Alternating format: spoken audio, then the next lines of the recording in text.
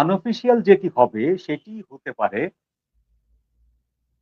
আহ শিলখালি থেকে যে করিডোরটি হওয়ার কথা ছিল মিয়ানমার এই রাখাইন পর্যন্ত ল্যান্ড করিডোর, সেই করিডোরটা আমাদের সেনাপ্রধান সাহেবের এক বাগড়াতে ওটি বন্ধ হয়ে থাকে।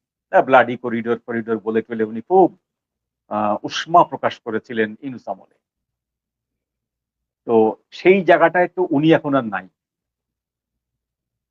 সেনাপ্রধান জেনারেল ওয়াকারুজ্জামান যে কথাটি ওই সময় বলেছিলেন সেই জায়গাটাতে সেই অবস্থানে এবং সেই পয়েন্টে দৃঢ়ভাবে কিন্তু ওয়াকারুজ্জামান সাহেব এখন আর নাই। সে কারণে সেই সময়কার স্থগিত যে করিডোরটি, সেই করিডোরটি চালুর ব্যাপারে আপনার এই সার্জিও গৌরের সফর একটি অন্যতম গুরুত্বপূর্ণ ভূমিকা পালন করতে পারে। সর্বশেষ যেটি আছে সেটি হলো বাংলাদেশকে চোখে আঙ্গুল দিয়ে চোখে চোখ রেখে টেবিলের উপরে মুখোমুখি বসে এই জিনিসটি বোঝানো যে তোমাদেরকে বারবার বলা সত্ত্বেও তোমরা যে চীনের দিকে ঝুঁকে আছো, বিষয়টি যুক্তরাষ্ট্র সরকার কোনোভাবেই ভালোভাবে নিচ্ছে না এবং আগামীতেও নেবে না। সার্জিও গৌর আসছেন কেন বাংলাদেশে এই মুহূর্তে? ধন্যবাদ, সকলকে ধন্যবাদ। সার্জিও গোরের পরিচিতি আপনি আগেই দিয়েছেন, রিপিটেশন হওয়ার দরকার নেই। তারপরেও বলি, সার্জিও গোর শুধুমাত্র যে দিল্লিতে মার্কিন রাষ্ট্রদূত তাই না, তিনি মধ্য এশিয়া এবং দক্ষিণ পূর্ব এশিয়ার এখানকার যে কৌশলগত যে অবস্থান সেখানকার তিনি একজন এক্সপার্ট এবং বিশেষজ্ঞ পরামর্শ। অর্থাৎ এই অঞ্চলের বিষয়ে যদি কোনো রিপোর্ট সার্জিও গোরের থেকে যায়, সেটি যদি ট্রাম্প প্রশাসনের কাছে যায়, সেটি গুরুত্ব বহন করে। সেটি আপনার বেন ক্রিস্টেন যদি স্বাক্ষর করে কোনো রিপোর্ট পাঠান, সেই রিপোর্টের যতটা গুরুত্ব তার থেকে অন্তত 10 গুণ বেশি গুরুত্ব হবে সার্জিও গৌরের পাঠানো কোনো রিপোর্ট। তিনি যেটি বলবেন এই অঞ্চলকে নিয়ে সেটি হচ্ছে শেষ কথা। তো এখানে তার আসার দুইটি উদ্দেশ্য আমরা ভাগ করে নিতে পারি, একটি হচ্ছে অফিসিয়াল আর একটি হচ্ছে আনঅফিসিয়াল। অফিসিয়াল উদ্দেশ্যের ভেতরে একটি আপনি বললেন, সেটি হলো যে তিনি রোহিঙ্গা শরণার্থী ক্যাম্প পরিদর্শনে যাবেন।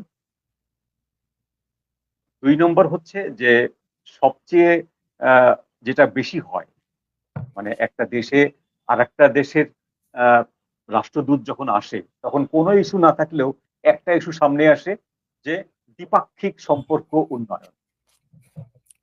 এই নিরীহ একটি শব্দ, এই নিরীহ শব্দটিকে কেন্দ্র করে আপনি যে কোনো দেশে যে কোনো সময় একটা ভিজিট করতেই পারেন।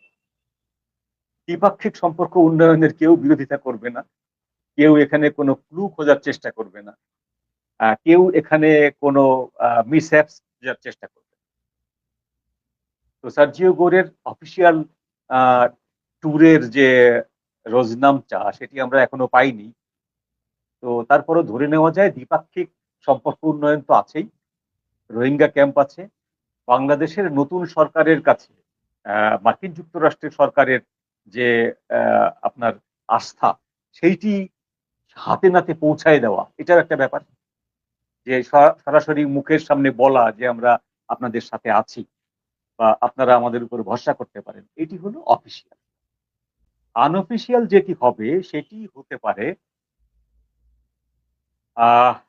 শিলখালি থেকে যে করিডোরটি হওয়ার কথা ছিল মিয়ানমার এই রাখাইন পর্যন্ত ল্যান্ড করিডোর, সেই করিডোরটা আমাদের সেনাপ্রধান সাহেবের এক বাগড়াতে ওটি বন্ধ হয়ে থাকে।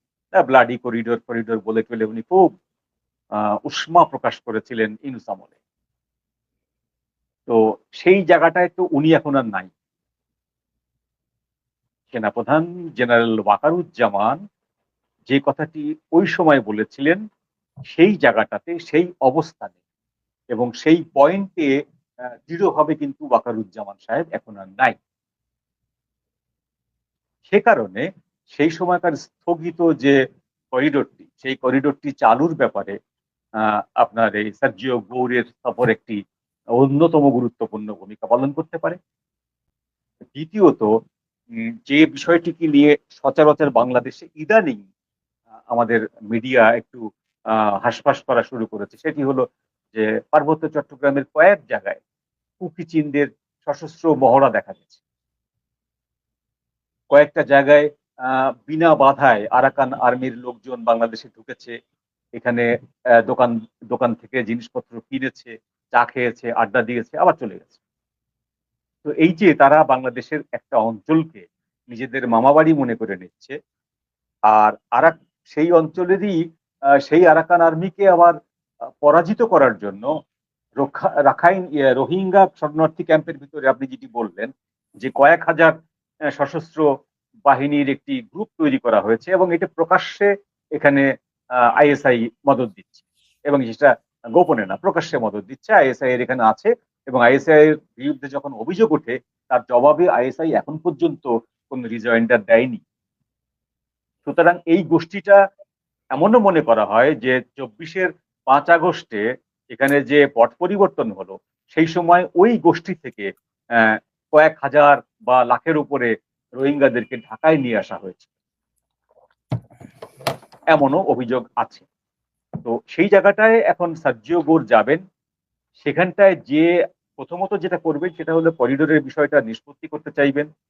দ্বিতীয়ত হচ্ছে বঙ্গোপসাগরে যে মার্কিন কোম্পানিগুলো তেল গ্যাস অনুসন্ধান করছে তাদের ব্যাপারে আরো একটু নিশ্চয়তা চাইবেন এবং সেই চুক্তিগুলোকে আরো দীর্ঘ সময়ের জন্য বলবৎ করতে চাইবেন।